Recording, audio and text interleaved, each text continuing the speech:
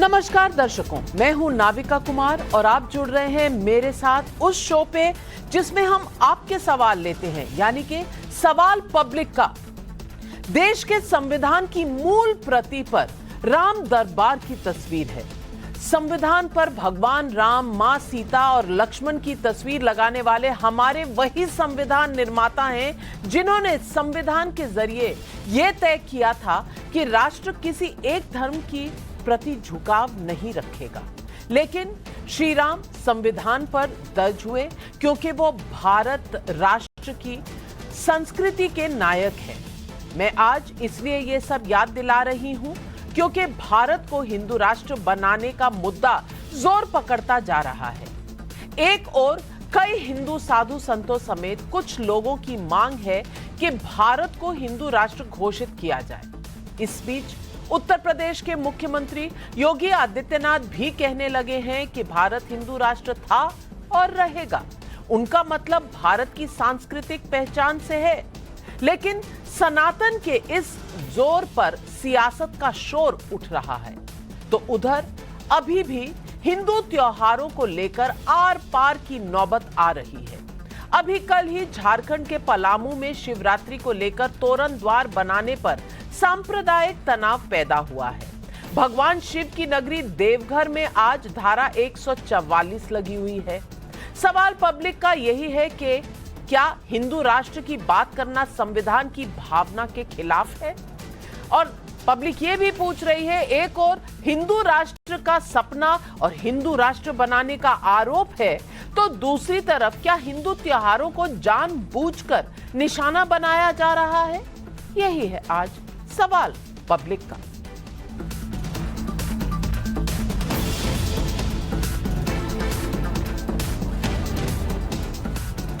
बीते कुछ समय में देश में बहुत कुछ ऐसा हो रहा है जो बीते 75 वर्षों में नहीं हुआ। अयोध्या में राम मंदिर का निर्माण हो रहा है। श्री राम जन्मभूमि तीर्थ क्षेत्र समिति ने जनवरी 2024 में निर्माण पूरा होने की उम्मीद भी जता दी है।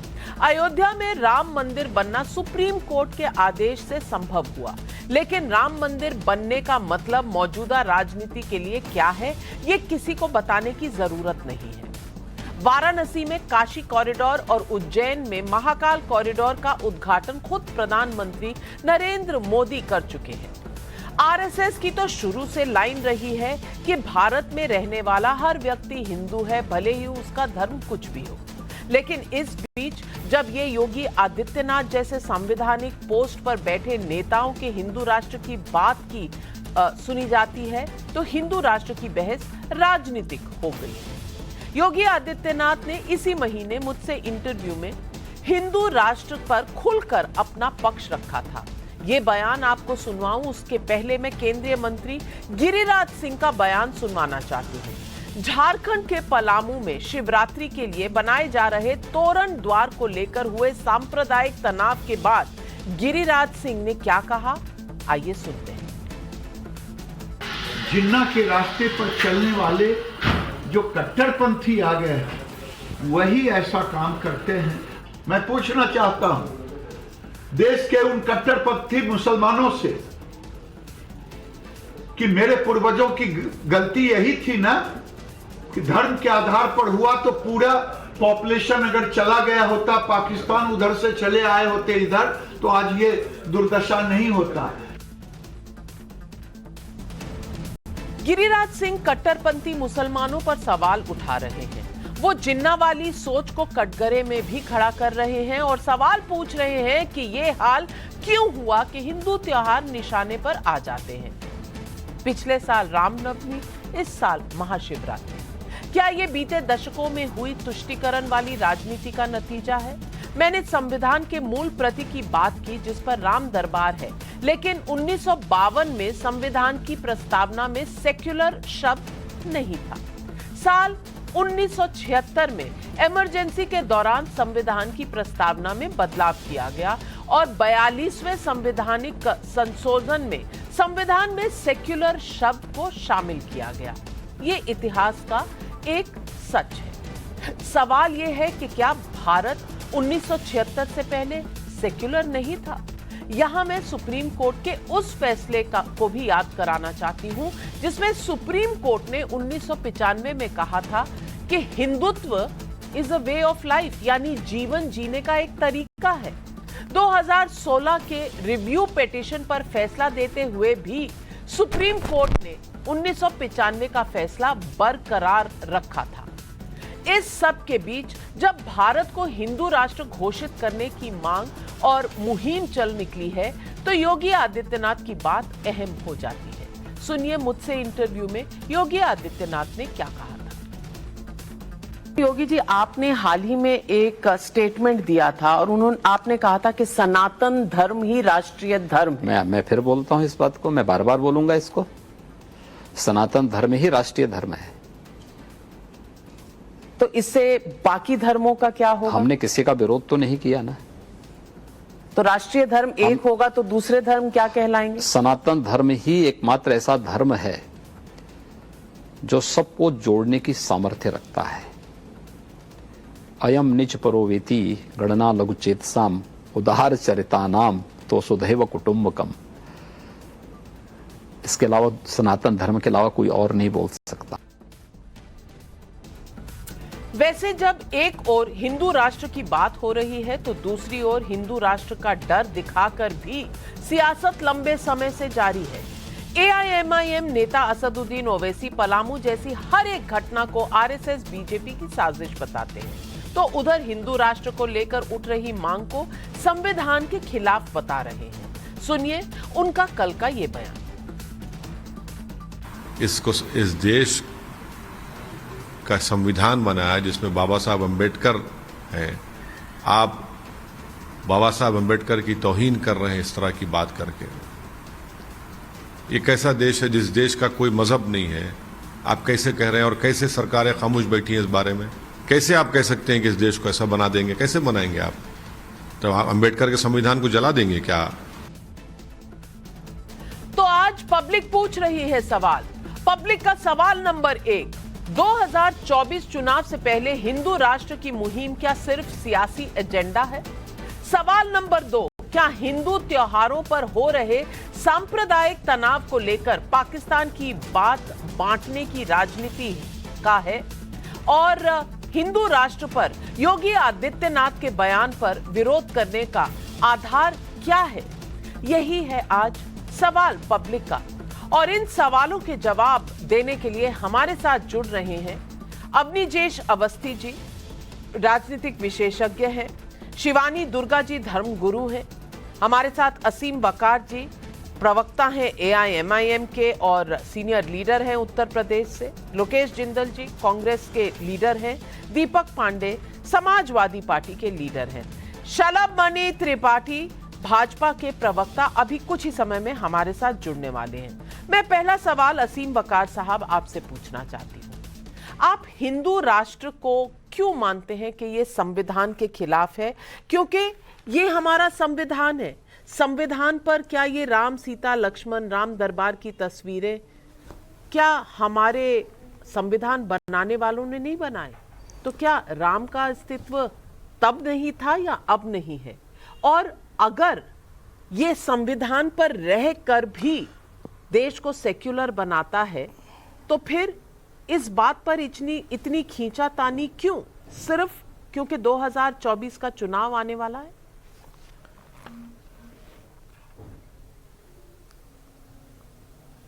नहीं, देखिए मैं बताऊं आपसे, 1947 में जिन्ना ने एक आवाज़ उठाई, मुस्लिम लीग ने मुस्लिम राष्ट्र पाकिस्तान की, तो हम और हमारे पूर्वजों ने, हमारे सबके पूर्वजों ने, जो मुसलमान यहाँ रुक गए उनके पूर्वजों ने इस्लाम के नाम पर, धर्म के नाम पर इस्लामिक राष्ट्र बने हुए पाकिस्तान का विरोध किया और सेकुलरिज्म के नाम पर बने भारत का समर्थन किया और हमारे पूर्वज यहीं रुक गए।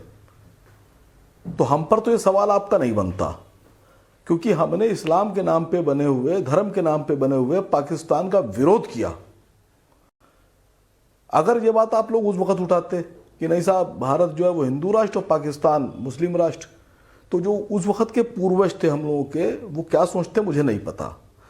दूसरी जो सबसे बड़ी बात है कि धर्म के नाम पर अगर राष्ट्र बना रहे हैं आप, और आप कहते हैं धीरेन्द्र शास्त्री जैसे लोग या बाकी लोग कि नहीं धर्म के नाम पर, हिंदू धर्म के नाम पर राष्ट्र बनेगा, तो सही समर्थन कीजिए।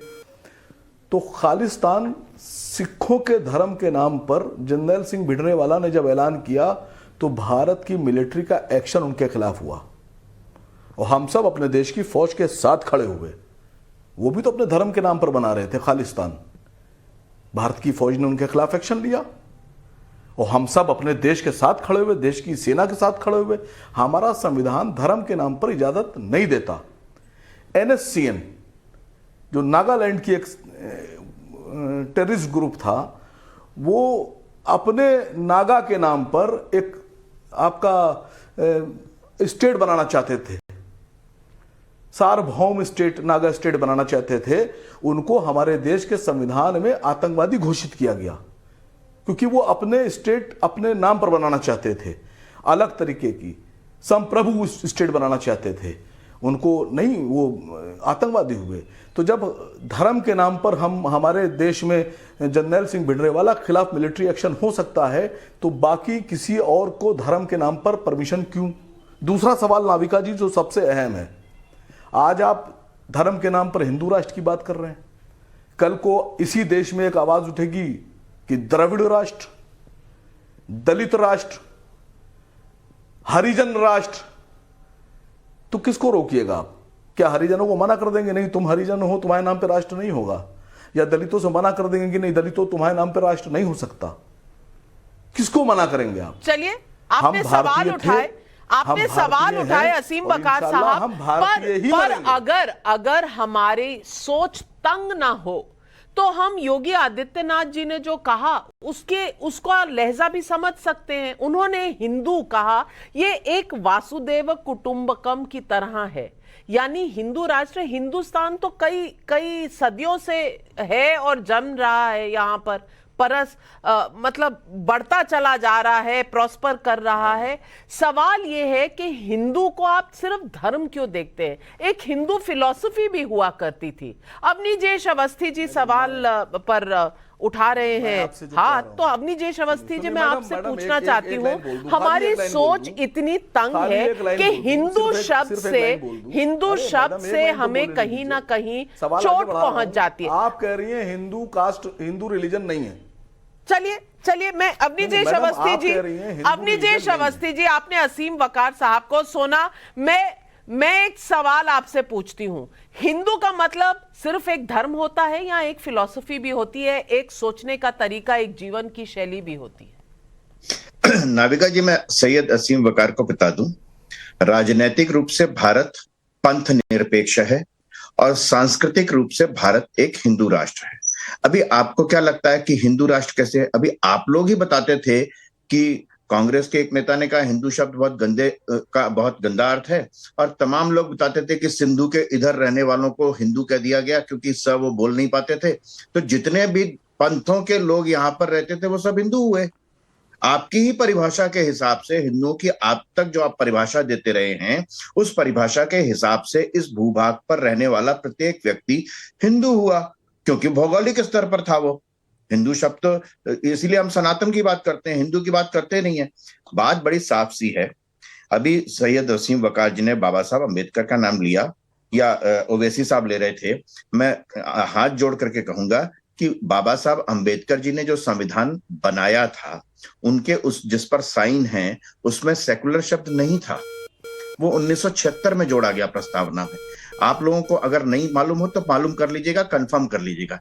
तीसरी बात, जहां तक आपने कहा कि हमारे पूर्वजों ने, अच्छा हुआ आपने पूर्वजों कहा, मैं वकार साहब की बात नहीं कर रहा हूं, लेकिन जिस पार्टी से हैं उनके पूर्वजों ने जब पाकिस्तान और हिंदुस्तान दो देश बने तो किसका साथ दिया था? रजाकर लोग कौन थे जिस पार्टी में?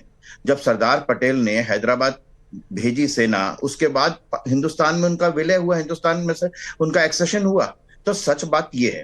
तो छोटी सी बात नाविका जी और से कहूंगा, जहां तक मैं आपको ये बता रहा हूं, हिंदू राष्ट्र का मतलब सिर्फ एक धर्म नहीं है।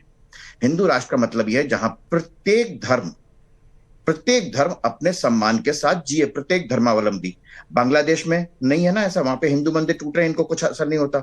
आज तक बताइए कोई भी एक, और ऐतिहासिक रूप से बताऊंगा, मुझे 10 सेकंड और दे दीजिएगा, कि भारत से बौद्ध धर्म समूचे एशिया में फैला, नॉट इवन ए सिंगल, एक भी ऐसा उदाहरण नहीं है जिसमें तलवार के दम पर कहीं बौद्ध धर्म फैला हो, हाथ जोड़ करके। और दूसरी तरफ आप ये देखें कि जितना इस्लाम फैला उसमें तलवार का इसेंशियली था, जबरन था। 10 सेकंड और चाह रहा हूं कि ऐसा क्यों होता है कि आज तक भारत में किसी भी और संप्रदाय के किसी भी धर्म स्थान पर या पर्व पर कोई पत्थरबाजी होती हो, लेकिन सवाल मेरा यही है और मैं यही लोकेश जिंदल जी से पूछना चाहती हूं। लोकेश जिंदल जी, सवाल यह है कि एक तरफ आरोप है कि भाई ये आरएसएस, बीजेपी ये हिंदू राष्ट्र बनाना चाहते हैं, और दूसरी तरफ रामनवमी पे भी पत्थरबाजी, कहीं पे आप प्रोसेशन नहीं लेकर जा सकते और आपको कोई परमिशन नहीं मिलेगी, या अगर कहीं तोरण द्वार भी बनाया जाएगा तो वहां पत्थरबाजी हो जाएगी। भैया, अगर हिंदू राष्ट्र है और आपके आरोप अगर सही हैं, तो फिर हिंदू त्योहारों पर इस तरह से क्यों प्रकोप सबका दिख रहा है? और अगर हिंदू राष्ट्र हो चुका है तो ये सब नहीं होना चाहिए। तो ये दोनों चीजें सही कैसे हो सकती हैं कि एक तरफ हिंदू राष्ट्र बन रहा है और दूसरी तरफ हिंदू त्योहार ही टारगेट पर है? सवाल आज ये आपको जवाब देना पड़ेगा। नाविका जी, अगर मैं हिंदू धर्म की बात करता हूं, हमारे धर्म के अनुसार जो भी राजा होगा वो चुनाव द्वारा नहीं होता, राजसूय यज्ञ, अश्वमेध यज्ञ, वाजपेयी यज्ञ द्वारा होता है। तो चुनाव क्या हट जाएंगे? क्या भारत देश में फिर से अश्वमेध यज्ञ, वाजपेयी यज्ञ होगा? दूसरी बात, अगर आप हिंदू राष्ट्र की बात करते हैं, क्या वर्णाश्रम धर्म लागू किया जाएगा? क्या वे सभी जो जाति के आधार पर, वर्ण के आधार पर जिस तरह की प्रथाएं होती थी, क्या वे वापस लाई जाएंगी? तीसरी बात, अभी अग्निवेश अवस्थी जी ने कहा कि बौद्ध धर्म के जब बौद्ध धर्म स्थापित हुआ तब कहीं पे हिंसा नहीं हुई। तो मैं उन्हें याद दिला दूं, पुष्यमित्र शुंग जो मौर्य काल के बाद आए थे, उन्होंने सबसे पहले स्तूपों का नाश किया था। तो अगर मैं बात करता हूं प्राचीन भारत की, बौद्ध धर्म और हिंदू धर्म के बीच में बहुत बार हिंसा की भी घटनाएं हैं। तो इन सब बातों से हमें यह पता लगता है कि प्राचीन काल में कुछ प्रथाएं थी, कुछ संस्कृति थी, जो कि जिस तरह से आज बताया जाता है उस तरह से प्रोग्रेसिव नहीं थी। आज हम एक मॉडर्न स्टेट, आधुनिक स्टेट में जीते हैं, जहां पर चुनाव होता है, हर व्यक्ति समान है, एक इक्वालिटेरियन सोसाइटी है, जिससे प्रोग्रेस आता है। हम विज्ञान की तरफ जा रहे हैं। हम क्यों चाहते हैं हमारा समाज जो है पिछड़ी विचारधारा, पिछड़ी सोच की तरफ जाए? हमें तो चाहिए कि हम अपने समाज को नई शिक्षा दें, नई विचारधारा रखें, सब समानता हो। आप मुझे ये बताइए, महाशिवरात्रि मनाना पिछड़ी सोच है, रामनवमी मनाना पिछड़ी सोच है, और शलभ मणि त्रिपाठी जी ये जो आधुनिक सोच दिखा रहे हैं यहाँ पर लोकेश जिंदल जी, क्या इनका कहना है कि जो भी पूजा पाठ कर रहा है या हिंदू त्योहार मना रहा है वो पिछड़ी सोच से कहीं ना कहीं ग्रस्त है, और पिछड़ी सोच शायद एक आज नई बीमारी हो गई है? नाविका जी, हमारे साथी लोकेश जी ने बिल्कुल वही बात रखी जिस बात की उम्मीद हम सब कर रहे थे। सोनिया जी की जो विचारधारा है, कांग्रेस पार्टी की जो विचारधारा है, राहुल गांधी जी की जो विचारधारा है, हिंदू धर्म को गाली दो। अभी मैं लोकेश जी को सुन रहा था, कहते कि नहीं साहब, पुष्पित शुंग ने तलवार का इस्तेमाल किया। हिम्मत है लोकेश भाई कि किसी इस्लामिक जो तलवारें चली, जो धर्म परिवर्तन हुआ, आपकी हिम्मत है कि आप बोल सकते हैं? इन्होंने हिंदू धर्म के वर्णाश्रम के बारे में बताया।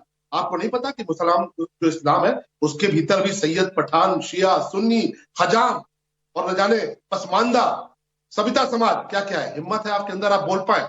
आप नहीं बोलेंगे क्योंकि आपके एजेंडा ही है। हिंदू धर्म को गाली दो, हिंदू संतों को गाली दो, हिंदू आतंकवाद की थ्योरी प्लांट करो। पूरी दुनिया में हिंदू आतंकवाद की एक कहानी नहीं कोई बता सकता, एक उदाहरण कोई नहीं बता सकता।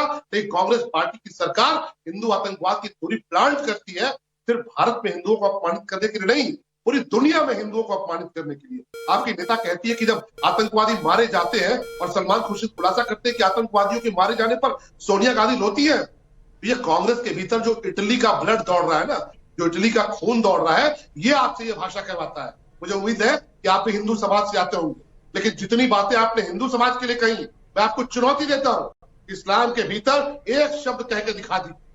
क्या उस धर्म में कहीं कोई आपको और भौतिक चीजें नहीं दिखती है? लेकिन आप नहीं, ये आपका पॉलिटिकल एजेंडा है।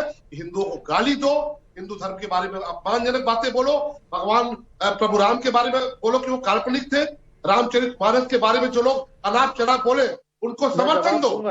आप एक बार नहीं आए कि रामचरितमानस के बारे में जो बिहार के शिक्षा मंत्री ने और यूपी के समाजवादी पार्टी के नेता ने बोला है वो गलत कहा है। आप नहीं आए, क्यों? क्योंकि आपका एक ही टारगेट है कि हिंदू धर्म को अपमानित करो, हिंदू संतों को अपमानित करो, उनके बारे में जितनी झूठी बातें हो सकती है उनको फैलाओ, उनको जातियों में बांटो, उनको बांटो और फिर पलामू की तरह काटो, गोपालगंज की तरह काटो। आपकी जो रणनीति है, इसीलिए देश की जनता ने आपके युवराज को अमेठी से भगा के वायनाड तक खदेड़ा है। आप देखिएगा, आप गाली देते रहिए हिंदू धर्म को इसी तरह से, अगली बार इटली में पनाह मिलेगी, क्योंकि देश की जनता चलिए पर्सनल नहीं होते यहाँ पर। मैं बिल्कुल भी इस पूरी डिबेट को, और हम सब में एक ख्याल नहीं हो सकते। हम एक देश है जहां 140 करोड़ लोग रहते हैं। मैं इसे बिल्कुल पर्सनल नहीं बनाना चाहती, मैं इसे सांप्रदायिक नहीं बनाना चाहती। मैं चाहती हूं एक हेल्दी डिबेट हो कि भाई हम सब तो भारतीय हैं, हम एक दूसरे के बीच में इतनी लड़ाई क्यों है भाई? अगर महाशिवरात्रि है तो क्यों 144 लगी है? तोरण दरवाजा बन रहा है तो क्यों? भाई ईद भी मनाइए, महाशिवरात्रि भी मनाइए, क्या दिक्कत है? लेकिन लोकेश जिंदल, जब आप कहते हैं कि ये प्राचीन सोच का एक दृष्टिकोण है, अगर कोई पूजा पाठ करता है तो इससे हिंदू भी आहत होते हैं। लेकिन हिंदू जब आहत होते हैं आपको दर्द नहीं होता, कोई भी और आहत होता है तो आपको दर्द होता है, और आप निकल पड़ते हैं सबको बताने के लिए कि अरे बौद्ध धर्म में भी तलवारें चली थी, वो धर्म भी खराब है, इस्लाम में अगर तलवारें चली थी तो आप सिर्फ इस्लाम को अलग नहीं कहते। आप क्या कह रहे हैं? बौद्ध धर्म में अगर कोई एक्सेप्शन है तो वो रूल तो नहीं है। हम एक्सेप्शंस में क्यों फंस कर रह जाते हैं? सवाल आज ये है, और मैं शिवानी दुर्गा जी धर्म गुरु से पूछना चाहती हूं, हर वक्त एक धर्म की कोई भी कमियां, किसी भी गलत चीज को, और गलत करने वाला कभी धर्म का पालन नहीं कर रहा होता, वो चाहे इस्लाम फॉलो कर रहा है चाहे हिंदुइज्म कर रहा हो, लेकिन गलत वाले जो हमारे सामने चीजें आती हैं उसको हम लोगों को दिखाते हैं और उस पर सियासत होती है। क्या ये हिंदू राष्ट्र पर इतनी बड़ी जो राजनीतिक जंग छिड़ी है, ये सिर्फ इस बात से है कि चुनाव आ रहे हैं? जनता आज पूछना चाहती है कि ये क्यों है, इस मुद्दे को इतना जोर क्यों दिया जा रहा है, इतनी हवा क्यों दी जा रही है? हर हर महादेव आप सभी को। मैं सभी की जो है वाणी सुन रही थी। वसीम वकार जी ने कहा कि दलित आएंगे, हरिजन आएंगे, या अपना अपना धर्म बनाएंगे। तो मैं आपको एक चीज बताना चाह रही थी कि हमारा जो भारत है इसका नाम शुरू से क्या रहा।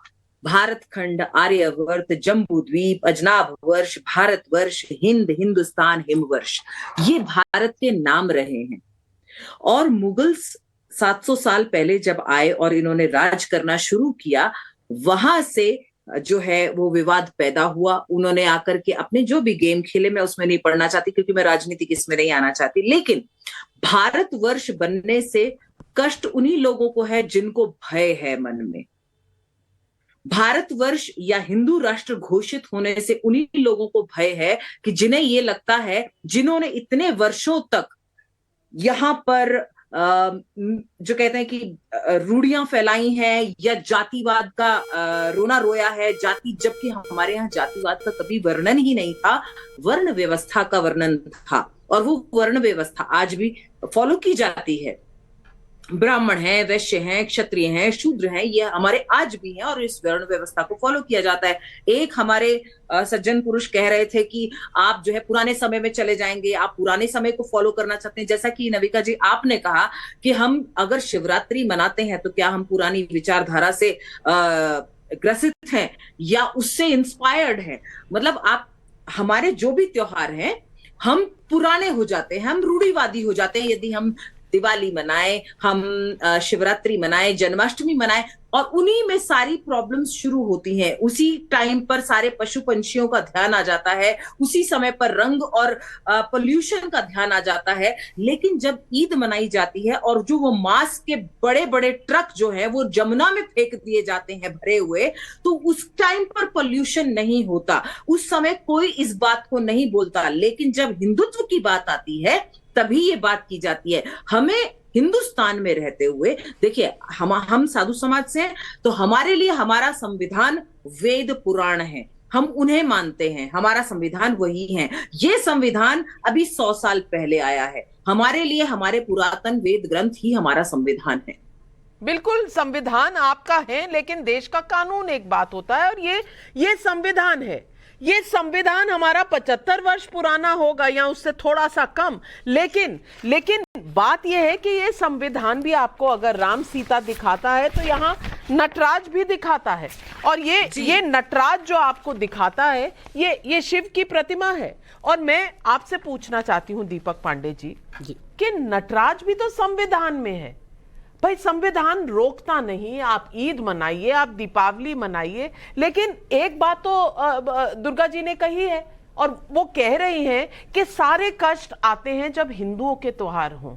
अगर जन्माष्टमी हो तो साथ में कह देते हैं कि भाई ये खाना बंद नहीं हो सकता, वो नहीं बंद हो सकता, लेकिन बाकी सब जो उन्होंने उल्लेख किया।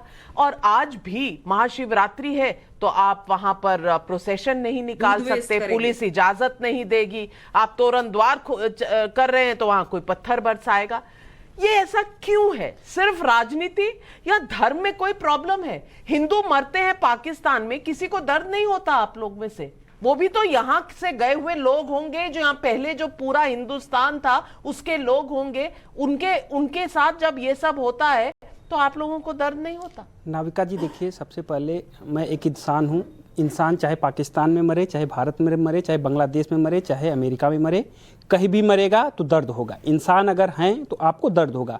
और रही बात आपकी, आप जो जैसा दिखा रहे हैं कि संविधान में हमारे आराध्य मर्यादा पुरुषोत्तम श्री राम जी हैं और आपने कहा नटराज जी हैं, जब इस हमारे संविधान में ये लोग हैं, इस संविधान में होने के बाद भी हमें कोई दिक्कत नहीं है, तो इस संविधान में ऐसा भी लोग क्या बदलना चाह रहे हैं और क्यों बदलना चाह रहे हैं कि जिसमें से कि ये लोग चाह रहे हैं कि नटराज जी की मूर्ति हटे। अगर बोल रहे हैं कि ये संविधान में नहीं चाहिए, हमें हिंदू राष्ट्र चाहिए, तो इसका मतलब इनका सीधा सीधा एजेंडा है कि इनको नटराज जी से कोई दिक्कत है, इनको रामचंद्र जी जिसका आप अभी फोटो दिखा रही थी उनसे इनको दिक्कत है।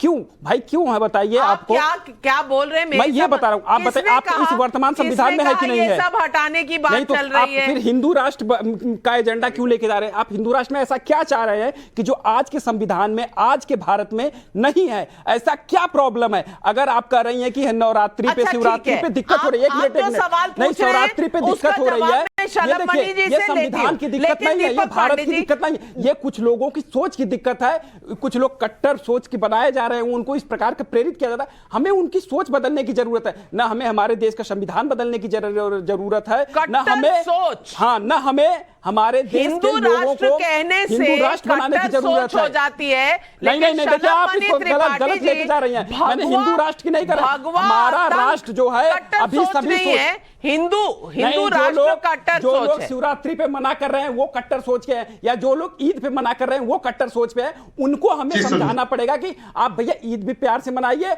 आप शिवरात्रि भी प्यार से मनाइए। बाकी हमारे संविधान में ईद मनाने के लिए भी कहा गया है, हमारे संविधान में कहा गया। चलिए, आपने सवाल खड़ा किया, ये हिंदू राष्ट्र क्यों?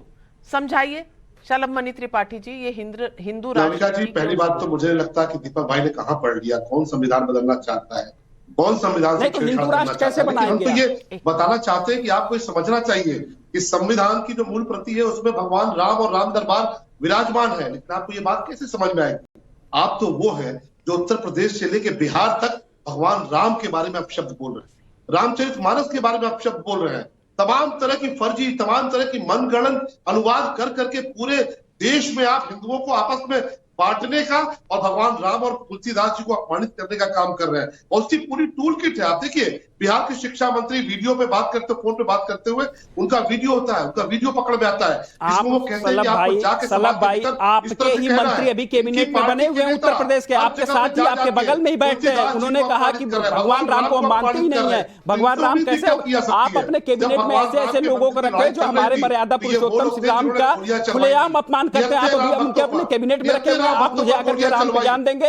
आप सबसे ज्यादा अगर कोई सनातन को और हिंदू धर्म को किसी ने नुकसान पहुंचाया है तो आपकी बीजेपी पार्टी ने पहुंचाया है। आप कभी चिन्मयानंद को सपोर्ट करते हैं, कभी मंत्री बना देते हैं, वो हमारे धर्म के ऊपर कलंक है। भाई साहब एक एक करके बोलिए। दर्शक आपको भी सुनना चाहते हैं, उनको भी सुनना चाहते हैं, एक दूसरे के ऊपर मत बोलिए। दर्शकों पर थोड़ी सी दया दृष्टि रखिए महाराज, दर्शकों पर थोड़ी सी दया दृष्टि रखिए। शलभ मनी जवाब दे रहे हैं, आपने सवाल खड़ा किया, वो जवाब दे रहे हैं तो आप उत्तेजित हो रहे हैं। जवाब नहीं दे रहे हैं, वो गोल गोल घुमा रहे हैं। उनसे ये पूछा जा रहा है ऐसा क्या हिंदू नहीं कर पा रहे हैं? रामचरितमानस पर स्वामी प्रसाद मौर्य जी ने जो कहा है वो आप उसके साथ हैं? बिल्कुल, हाँ बिल्कुल बिल्कुल। अगर उसमें लिखा गया है किसी एक विशेष वर्ड को प्रताड़ित करने के लिए, अगर उसका अनुवाद जो हमारे पुरखा है, जो हमारे विद्वान लोग हैं आकर के बताया क्या है? लिखा गया है, आपने देखा नहीं है? नहीं, आप रामचरितमानस नहीं पढ़े हुए। ताड़ना का क्या मतलब होता है नाविका जी? देखिए आप अलग अलग अपने हिसाब से उनका अनुवाद कर रहे हैं। बीजेपी आज अपने हिसाब से कभी पंडित को कह देती है कि हम ब्राह्मण कहते हैं, कभी कुछ कह देती है। तो ताड़ना का कभी अपने कहती है मैं ताड़ना मतलब देखना होता है, कभी ताड़ना मतलब को प्रताड़ित करना होता है। देखिए ऐसे नहीं होता है। अच्छा चलिए, अगर कोई दिक्कत है तो उसको प्रूफ करवाइए। राम में बहुत इनकी आस्था है लेकिन रामचरितमानस पर नहीं है। शलभ मनी त्रिपाठी जी आप जवाब दीजिए। देखिए इससे बड़ा प्रमाण कुछ नहीं हो सकता। जो लोग कहते हैं जातिवाद है, दीपक पांडे नाम लिखा है, जाति से ब्राह्मण प्रतीत होते हैं, लेकिन जरा इनका पांडित्य देख लीजिए। ये कह रहे ताड़ना का क्या अर्थ होता है? अरे आपने पढ़ा होता, अगर आपने जाना होता तो आप भी पांडित्य होते। केवल पांडे लिख लेने भर से पंडित ब्राह्मण नहीं हो जाएंगे। हमारे लिए महर्षि वाल्मीकि ब्राह्मण है। शिवानी दुर्गा जी बताएंगी। उन्होंने कहा वेद ही उनका संविधान है। रामचरितमानस में ताड़ना का मतलब क्या है? शिवानी जी आप समझा दीजिए। आप हमारे अरे नाविका जी मैं किसी और से भी पूछ सकती हूँ ना। को बुलाइए। मैं शिवानी जी को नहीं मानता, मैं सलभ को नहीं मानता। आप तो हमारे जो चार तो किसी को नहीं मानते, आप राम जी को मानते हैं और रामचरितमानस के खिलाफ है, हम समझ गए। बिल्कुल नहीं खिलाफ है। हमारे शंकराचार्य बोले शिवानी जी कौन होती है? हमारे शंकराचार्य हमारे धर्म के जो अग्रज है। देखिए दीपक जी आप शिवानी जी हमारी रिस्पेक्टेड पैनलिस्ट हैं। मैं कोई नहीं होती, आपको नहीं सुनना तो आप कान बंद कर लीजिए। मैं शिवानी दुर्गा जी से पूछ रही हूँ सवाल। जी शिवानी जी। जी ढोल गवार शूद्र पशु नारी सकल ताड़ना के अधिकारी, सभी की शिक्षा अनिवार्य है। ताड़ना के बहुत सारे अर्थ हैं। ताड़ना का अर्थ देखने से भी होता है, ताड़ना का अर्थ शिक्षा से भी होता है। यहाँ पर अनिवार्य शिक्षा बताई गई है। अगर आप ढोल बजाना सीखते हैं, किसी वाद्य यंत्र को सीखते हैं तो भी आपको शिक्षा अनिवार्य है, नहीं तो आप उसे गलत बजाएंगे और तोड़ सकते हैं। ढोल गवार जो होते हैं, जो जिनको बुद्धिहीन या कम बुद्धि जिन्हें कहा गया है, जिनको हम कहते हैं कि मंद बुद्धि हैं, उनको भी शिक्षा या कंट्रोल में रखना आवश्यक है। ढोल गवार शूद्र, और शूद्र जो है जो सेवा का कार्य करते हैं उनको भी शिक्षा अनिवार्य कही गई है। पशु को अगर आप कंट्रोल में नहीं रखेंगे वो इधर उधर जाएगा, किसी को मार सकता है, काट सकता है। नारी स्त्री की शिक्षा अति अनिवार्य कही गई है। तो पहले मेरा आपसे पांडे जी अनुरोध है, आप प्लीज चिल्लाएं नहीं। अपने मन से अर्थ मत बनाइए दुर्गा जी, अपने मन से अर्थ मत बताइए। नारियों की इतनी चिंता, आपको नारियों की इतनी चिंता, प्रजापति जी याद करिए। तब तक मैं लोकेश जिंदल जी से सवाल नहीं, मैं चिन्मयानंद जी को याद कर रहा हूं। देखिए मैं चिन्मयानंद जी को भी याद कर रहा हूं। लोकेश जिंदल जी हम फिर डिबेट से भटक रहे हैं। मुद्दा आज ये है कि ये हिंदू राष्ट्र शब्द से ऐसा क्या हो जाता है कि सबको 440 वोल्ट का एक शॉक लग जाता है। हिंदू राष्ट्र एक फिलॉसफी भी तो हो सकती है। नहीं नाविका जी, सबसे पहले तो शिवानी जी को अपना कहा हुआ वापस लेना पड़ेगा। इस तरह से शूद्र जाति बोलकर वे इस तरह से जाति नहीं बोला, उनको पशु के साथ तुलना नहीं कर सकते। नहीं, आप तुलना नहीं कर सकती। देखिए, भारत के संविधान के अनुसार ये एक क्राइम है। उन्होंने नहीं तुलना नहीं की। आप तोड़िए मरोड़िए नहीं, आप तो मोहब्बत की पार्टी हैं, मोहब्बत की पार्टी हैं। मोहब्बत से बात करिए, एक दूसरे में आपसी। मैं अपना वापस लें और माफी मांगे। मैंने कोई गलत बात नहीं कही, मैं अपना शब्द वापस नहीं लूंगी। आप माफी मांगेगी शिवाजी जी, शिवाजी जी आप माफी मांगेगी। नहीं, आप माफी मांगेगी सबसे पहले। वहां पर अटकाइए मत। मैं अपना शब्द वापस नहीं लूंगी। ऐसा नहीं कह सकती। अपना शब्द वापस नहीं लूंगी। मैं वर्ण व्यवस्था की बात कर रही हूँ। Unnecessarily don't stretch this. आपको माफी मांगनी पड़ेगी। आप माफी माफ कीजिएगा। मैं लोकेश जिंदल जी इस वक्त आपसे मैं जानती हूं कि आप कहीं ना कहीं कोई ना कोई बखेड़ा खड़ा करना चाहते हैं। अगर उन्होंने कुछ गलत कहा होता मैं जरूर रोकती उन्हें। और मैंने भी सुना उन्होंने किसी जाति का नाम। दूसरी बात, आप जिस हिंदू राष्ट्र की बात कर रहे हैं, आप जिस धर्म की बात कर रहे हैं, अब आपको यह बताना होगा कि मनुस्मृति लागू करेंगे नहीं करेंगे। जब मुगल, अभी साध्वी जी बैठी हैं धर्मगुरु हमारी, आपने कहा मुगलों के आने के बाद सब बवाल शुरू हुआ, और मैं कह रहा हूं मुगलों से पहले सब बवाल था, मुसलमान शासकों ने आके सही किया। वो जो देवी थी केरल में, एक दौर था, एक जमाना था जब यहां मुसलमान बादशाह नहीं थे, तो जो एक जाति विशेष की महिलाओं को अपनी छाती ढकने का अधिकार नहीं था, उनसे टैक्स वसूल लेते थे, उनकी प्रताड़ना होती थी कि तुमने कपड़ा कैसे पहन लिया। बारे में तो लेकिन यही कानून अपर क्लास की महिलाओं पे लागू नहीं था। नहीं जानते तो ना बोले। उस दिन मुसलमानों के आने के बाद ये कानून खत्म हुआ है। उनको जो देवी थी उनको इस कानून के खिलाफ अपनी छाती काट के देना पड़ी। 4 शादी। आप भी महिला हैं मैडम, बोलने दीजिए। मैं किसी के धर्म विशेष पर क्या कहा गया है मैं इस पर नहीं जाना चाहती। मैं ये कह रही हूँ कि किसी को हिंदू राष्ट्र शब्द से जोल्ट मिल रहा है और किसी को हिंदू त्योहारों से प्रॉब्लम हो रही है। अब बात सुन लीजिए फिर जवाब दे लीजिएगा। नहीं, क्या आप बता दीजिए। मैडम इस तरह नहीं होती बहस। नहीं नाविका जी, मैंने सबकी सुन रहा हूं मैं। नहीं, आप मेरी बात सुनिए। मैं गलत बोलूं सही बोलूं, मैं गलत बोलूं तो मुझे आप जवाब दीजिए। मेरी बात तो सुनिए। बकार साहब, किसी के धर्म विशेष पर टिप्पणी मत कीजिए। फिर आप करेंगे किसी के धर्म पर, कोई आपके धर्म पर करेगा। मैं चाहती नहीं किसी के भी मन को कोई ठेस पहुंचे। और करोड़ों लोग देख रहे हैं नेशनल। आपको बुरा क्या लग रहा है? हिंदू धर्म को आप आईना नहीं दिखाएंगे। हिंदू धर्म अपने आप से बहुत सही शुरू हुआ है। मैडम मैंने कोई टिप्पणी ही नहीं की, आप बेवजह में परेशान हैं। क्या टिप्पणी? आपके एजेंडे को मैंने ध्वस्त कर दिया और कुछ नहीं है। आप इसलिए परेशान हैं। अभी अवस्थी जी कह रहे थे कि हिंदू धर्म नहीं है, हिंदू धर्म नहीं है। वोटर आईडी में, पासपोर्ट में जो रिलीजन वाला खाना होता है वहां पे हम इस्लाम लिखते हैं और आप हिंदू लिखते हैं। आप वहां पर सनातन नहीं लिखते। अच्छा तो ठीक है, आप बता रहे हिंदू धर्म नहीं है। नहीं, और पासपोर्ट पे, वोटर आईडी पे और आधार पे आप लिखते हैं हिंदू। कैसे धर्म नहीं? राष्ट्रपति को उनकी जाति की वजह से मंदिर के बाहर उनकी पत्नी के साथ बिठा दिया गया। आप यहाँ ठेकेदारी की बात कर रही है। मुसलमान नहीं मानते। उधर चीन में उइगर मुसलमानों के साथ जो हो रहा है उसके बारे में तो आप नहीं सोचते। तो ये तमाम चीजें, अहमदिया मुसलमान नहीं है, इस्लाम से खारिज है। मैंने इसलिए कहा था, उन्होंने तो नहीं किया। आप कौन डिसाइड कर रहा है? ये कौन कह रहा है? आप कह रहे हैं, आपके कहने से थोड़ी हो जाता है। वकार साहब, थोड़ी सी ठंड रखिए। आप बहुत, मैंने आपसे कहा दलितों को कुएं पे पानी भरने का अधिकार नहीं था। हाँ, मंदिर जाने का अधिकार नहीं था, सड़क पर चलने का अधिकार नहीं था। गलत थी, औरतों को अधिकार नहीं था। हुआ करती थी, गलत थी, लोगों ने ठीक किया। आप भी 3 तलाक ठीक कर लेते तो कोर्ट को नहीं आना पड़ता।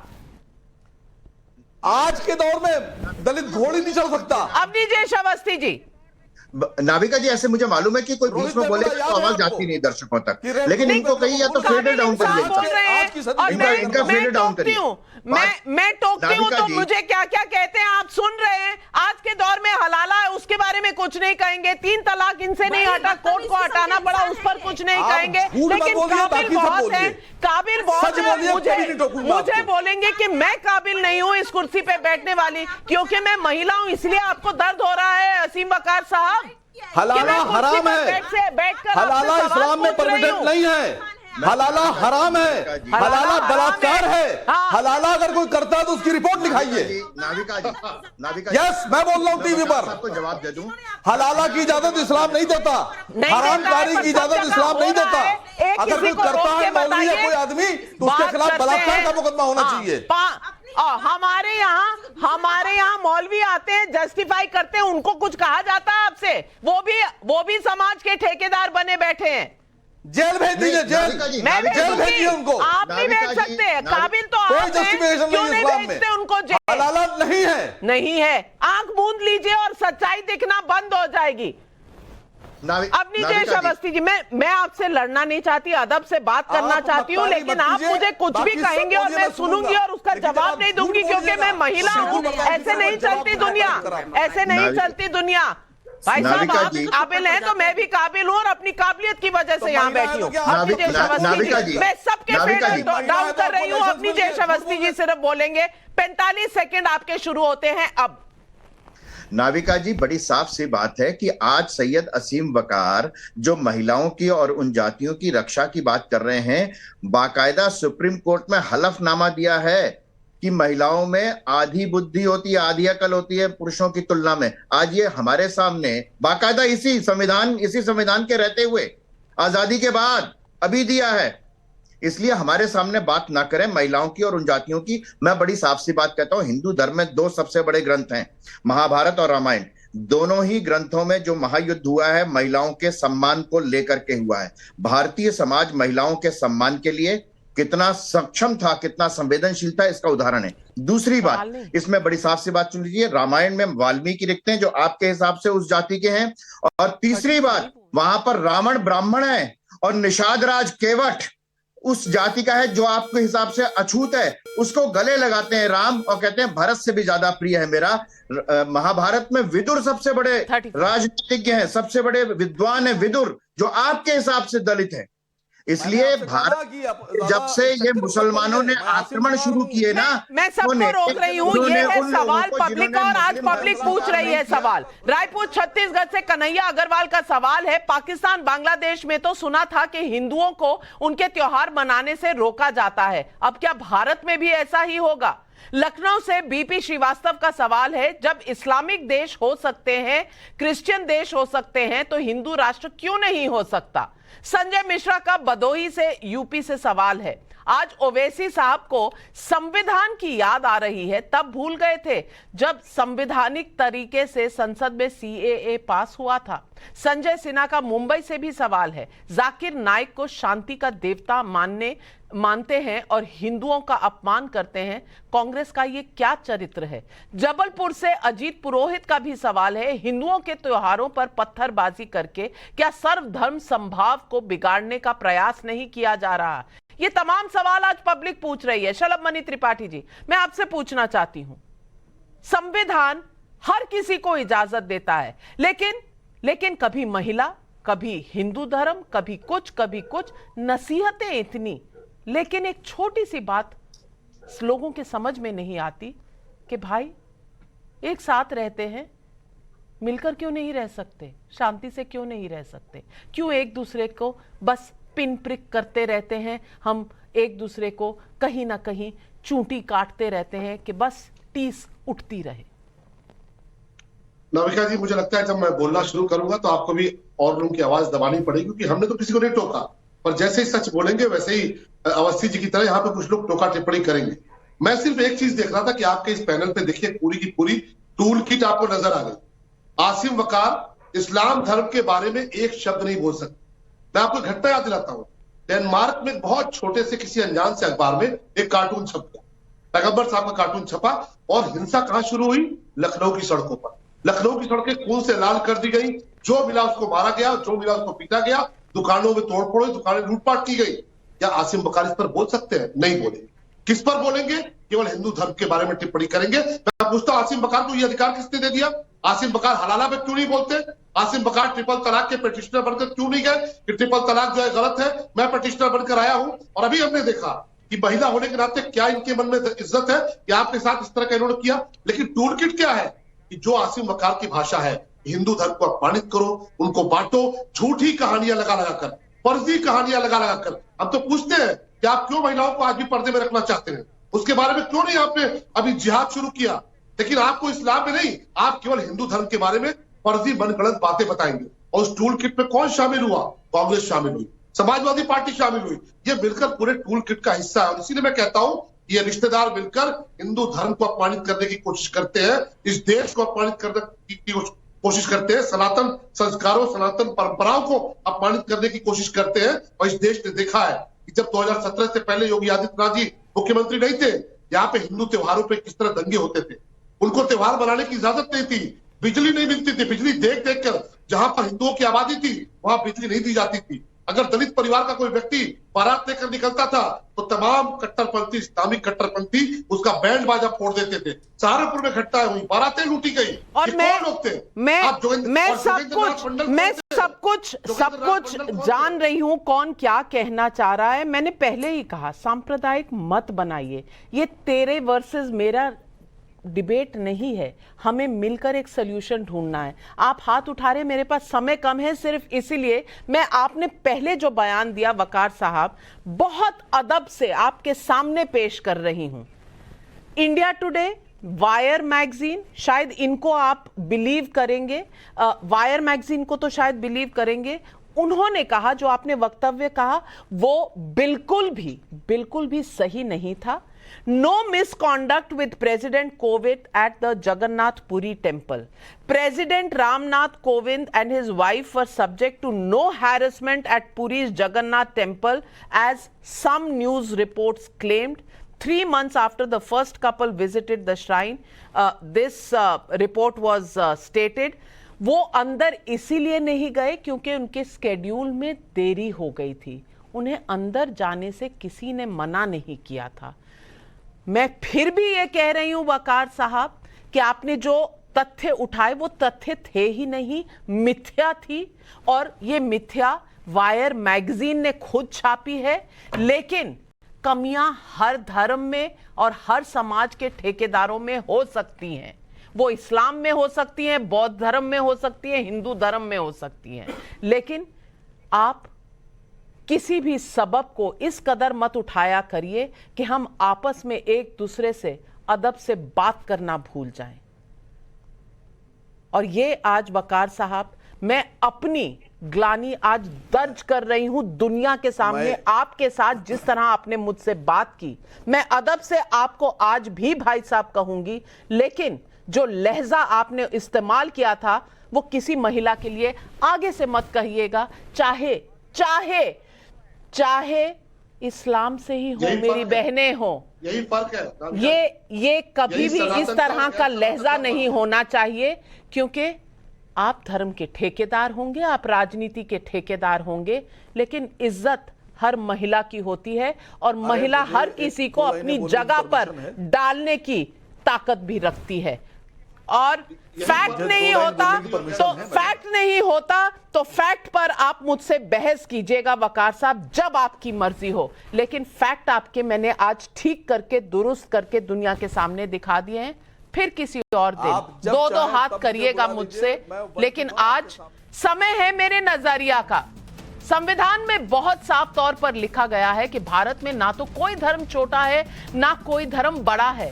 धर्म तो छोड़ दीजिए, ना महिला बड़ी ना पुरुष छोटा, ना पुरुष बड़ा ना महिला छोटी, सब बराबर के हिस्सेदार हैं इस देश के जिसे हम कहते हैं हमारा भारत। इस पर कोई हमसे ना कुछ छीन सकता है ना कुछ दे सकता है। मिलकर बनाएंगे एक ऐसा नव भारत, क्योंकि आप और हम एक ही राह पर चलेंगे और बनाएंगे इसे। संघर्ष होगा लेकिन बढ़ते चले जाएंगे, जितने भी रोड़े आएंगे उनसे सामना करेंगे। आज इतना ही, लेती हूं आपसे इजाजत। नमस्कार दर्शकों, लेकिन जाइएगा मत, क्योंकि न्यूज़ की पाठशाला आ रही है, बस ब्रेक के दूसरी तरफ।